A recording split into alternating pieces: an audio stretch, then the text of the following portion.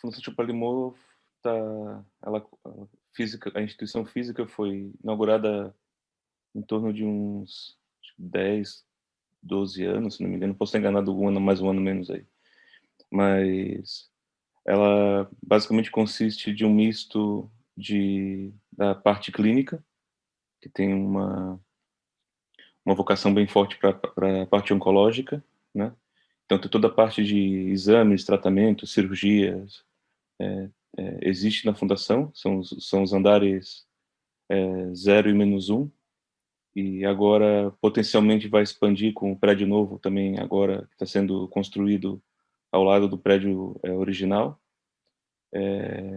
Além disso, tem também a parte de investigação, tem a parte de neurociências, né, que consiste majoritariamente da investigação na parte comportamental, e agora também desde 2016 também tem a parte de fisiologia e câncer, que começou com o meu grupo, e agora também já, desde lá, nós agora somos um, dois, três, quatro, cinco grupos, se não, então, eu, o Eduardo, o Henrique, a Adriana, a Crista, mas são seis grupos, tem um grupo agora novo, iniciando em setembro também. E além disso, para finalizar, também tem a parte que é de investigação transnacional, que foi consolidada como um programa agora, bem recentemente, que também já faz investigação há algum tempo lá na instituição, a parte de tecnologias para análise e aquisição de imagens, quero dizer, tipo, radiográficas, por exemplo. Também investigação, tem um laboratório lá, por exemplo, que tem uns modelos bem interessantes de fazer avatares de pacientes oncológicos em peixe-zebra. Então eles conseguem testar drogas, quais drogas vão ser mais ou menos eficientes utilizando esses peixes. E, enfim, tem outros grupos lá também, mas enfim, a ideia é basicamente essa, e está expandindo, porque, de novo, agora com a inauguração desse prédio novo ao lado, que vai injetar muita estrutura para investigação, especialmente na parte do cancro do pâncreas, é esperado que isso fique maior ainda, né? Então, essa é a ideia. O laboratório ele é majoritariamente focado em investigação de doenças oncológicas. Dentro das doenças oncológicas, investigação de doença metastática, né? Como o processo de como uma célula tumoral vai do sítio primário, invade o vaso sanguíneo e vai se estabelecer em outro lugar dentro do corpo, tipo fígado, cérebro, ossos, né? Então, o foco do laboratório é majoritariamente esse tipo de investigação, entender as moléculas e as células que são envolvidas nesse processo, né? A gente acaba que também tem bastante foco, não é somente isso, mas eu acho que um dos focos principais do laboratório também é o cancro pancreático, também, ou seja, metástase em cancro pancreático, né? E outro componente que eu acho importante no grupo também é a investigação de vesículas extracelulares. São vesículas naturalmente liberadas por todas as células. Elas são nanovesículas, são em torno de 100 nanômetros de diâmetro, e elas desempenham um papel importante em transferência de moléculas entre células dentro do corpo, tanto no local onde está o tumor, mas também de sítios primários para sítios metastáticos.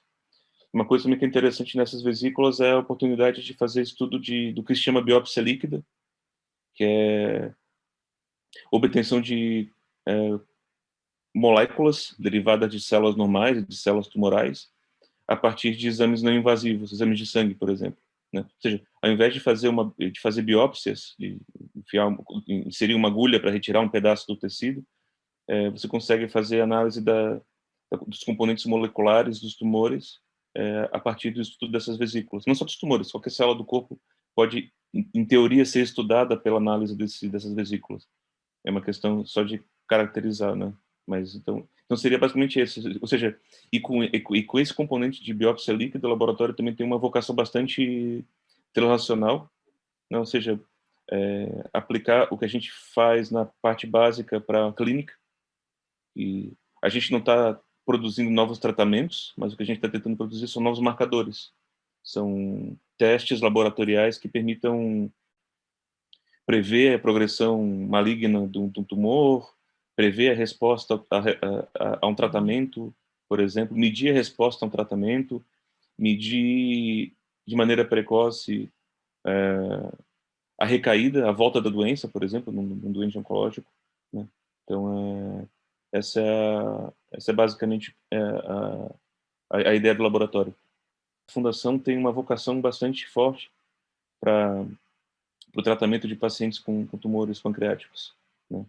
E a gente acaba que, assim, eu pessoalmente eu estudo vesículas extracelulares em cancro pancreático desde 2008. Então, para mim, também foi um casamento, assim, óbvio, assim, o interesse na instituição com meus interesses, né? Interesses e experiência, né? Eu tenho experiência também nisso já há um tempo. Então, é por aí. Mas, de novo, a gente, por exemplo, a gente tem no laboratório a gente também tem projeto com cancro coloretal, cancro mamário, pulmonar, de ovário, né? Isso para não falar de investigações em áreas não oncológicas. A gente tem investigação como colaboração, que não é nossa área de formação original, mas também, por exemplo, em diabetes, em Alzheimer, né? São áreas também que a gente colabora, não são áreas que nós temos a expertise principal, mas a gente colabora com o componente das vesículas extracelulares, né? Ou seja, da mesma forma que a gente tem interesse de ver como essas vesículas têm um papel na comunicação entre células de um paciente oncológico, comunicação entre células existe em coisas vivas, né? E coisas vivas saudáveis ou coisas vivas doentes, né? E no caso seria também, por isso que a gente tem interesse também nesse caso, por exemplo, nessa doença que eu falei, no diabetes, no Alzheimer, porque também envolve troca de moléculas entre as células. A doença depende dessa dinâmica para se desenvolver e para progredir, né? O que eu provavelmente sou a pessoa menos informada que tu pode encontrar para falar nesse assunto, né? Mas o que eu posso dizer de novo foi a ideia original daquele prédio, né? Que é a investigação de cancro pancreático, na investigação e tratamento de cancro pancreático, né? Ou seja, a expectativa é que a gente venha a ter muito mais grupos de investigação na área oncológica, né? E abrindo portas, a, a parte de investigação da fundação se chama Champalimaud Center for the Unknown, né? Ou seja, abrindo portas para o desconhecido, né? E a expectativa é exatamente essa, que a gente venha a ter pesquisa de ponta na área oncológica, nesse edifício novo, que o edifício provavelmente é até maior que o edifício original, em termos de tamanho, né? E também e para os pacientes também, né? De terem acesso a um potencial, né? De ter acesso a tratamentos que estão na vanguarda, tratamentos novos que ainda estão em fase de teste, provavelmente, mas que eles poderão ter. Essa é uma expectativa minha, de novo. Eu estou olhando de maneira apaixonada para aquilo, mas eu não tenho informação nesse sentido, né? Eu acho que, mas o que eu acho que pode se esperar é nesse sentido, se criar potencialmente um centro de referência de investigação e tratamento, né? Mais do que já é agora nesse sentido, né? Assim, a parte oncológica está florescendo na instituição, diferentemente da área de neuro, que já é bastante consolidada, né? Então, acho que a expectativa é essa, de recrutar grupos, recrutar médicos que tragam consigo expertises para fazer ensaios clínicos, desenvolver novos tratamentos, novos métodos diagnósticos, enfim, trazer melhorias ao tratamento desses pacientes, né? Acho que essa é a expectativa. Eu acho que o principal O principal é um interesse honesto na grande área que a gente investiga. Tipo, eu não espero que a pessoa tenha uma bagagem já totalmente formada em todos os componentes que eu precisaria dela no grupo para trabalhar. Esse é o tipo de coisa que também se adquire, né? Mas o principal é ter... e, de novo, não é criar um culto onde todas as pessoas é, vão ter uma visão quase que demasiado apaixonada com aquilo, ao sentido de não ser crítica. Não é nem isso, mas, claro, uma das coisas que se espera é que a pessoa, aliás, a pessoa seja crítica, que a pessoa crie coisas novas e expanda em cima do que a gente já faz. Mas o principal, eu acho que é o entusiasmo mesmo. Claro, inteligência, é, a pessoa a dedicação no sentido de investigação, uma questão muito corriqueira é o fracasso. A gente faz um experimento, faz um experimento, às vezes que dura meses e ele dá errado. Isso acontece toda hora. E de ter a perseverança de chegar, não, pera lá, isso acontece, é assim mesmo, vamos, né, que a gente pode melhorar aqui e identificar o que houve de problema nos experimentos anteriores e avançar, né? Vir com ideias, sabe? Todo, todo, as pessoas, inclusive o chefe de grupo, às vezes ele tem uma visão um pouco em túnel das coisas que, né, são interessantes, que são de interesse no grupo para se investigar. E, vez ou outra, é importante ter uma pessoa que chegue e fala, olha, vi esses artigos aqui, tivesse ideia, não tem nada a ver com o que tu falou, ou com o que tu estava pretendendo fazer, mas eu acho que pode ser interessante, eu acho que é importante fazer tal e tal experimento, porque essa é a hipótese que eu tenho, eu acho que para testar ela a gente tinha que fazer isso, e, sabe, essa proatividade também é importante. Tipo, acho que isso uma, um componente bem importante, eu acho. A minha eu estava falando há pouco de visão de túnel, minha visão de nanotecnologias é muito de um túnel, na realidade, né? Porque o que eu consigo ter de visão é a interface que tem da nossa área de investigação com algumas pouquíssimas nanotecnologias, né? Tipo, seja uma delas, por exemplo, é utilizar o conhecimento que eu quero dizer, o campo, são milhares de pessoas. Quando eu falo a gente, no meu grupo, são centenas de grupos, né? Aspectos que a gente está aprendendo, por exemplo, em vesículas celulares tumorais. Por exemplo, a gente sabe com algum detalhe como que uma vesícula que vem do tumor vai preferencialmente para o pulmão ou vai preferencialmente para o fígado ou vai preferencialmente para o cérebro, né? Em um cenário oncológico.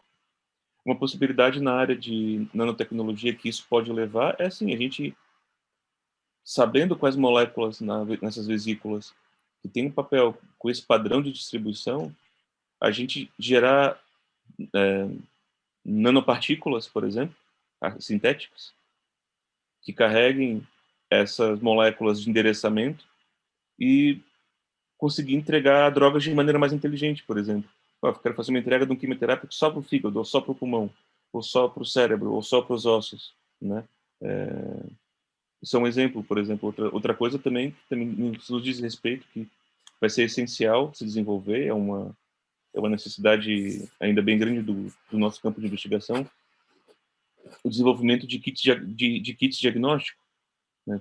Os nossos métodos que a gente utiliza para isolar e analisar essas vesículas, que a gente utiliza, dá para chamar de nanotecnologia, alguns passos para se analisar, que é, enfim, tem uma interface, ainda demanda muita experiência e muito tempo, ou seja, são coisas que não são comuns em testes laboratoriais corriqueiros. Ou seja, não pode esperar uma semana e meia para um resultado. Pode, mas o ideal era não precisar esperar uma semana e meia para um resultado, ou precisar de máquinas que custam, sei lá, cada máquina custa 160 mil euros uma máquina para fazer, isolar só aquilo, só aquelas vesículazinhas que tem. O ideal era, claro, tu ter um chip, tu coloca em cima, ele tem uma microfluídica ali dentro, e nanosensores, e que possam chegar e falar, em 5 minutos temos o resultado, né? De uma coisa que a gente levaria, sei lá, uma semana para conseguir no laboratório, né? Nesse sentido, eu acho que também é uma demanda que eu vejo. E aí, claro, iria beneficiar não só o estudo de vesículas celulares, que é uma coisa altamente básica, não é por si só ela não é aplicada, mas principalmente em desenvolver testes clínicos. Se possível, produzir um chip onde se coloque a amostra de um lado e de repente ele muda de cor e beleza, é positivo, é negativo, né? É, é o tipo de coisa que eu acho que, pelo menos porque a gente está fazendo até hoje, seria bastante interessante.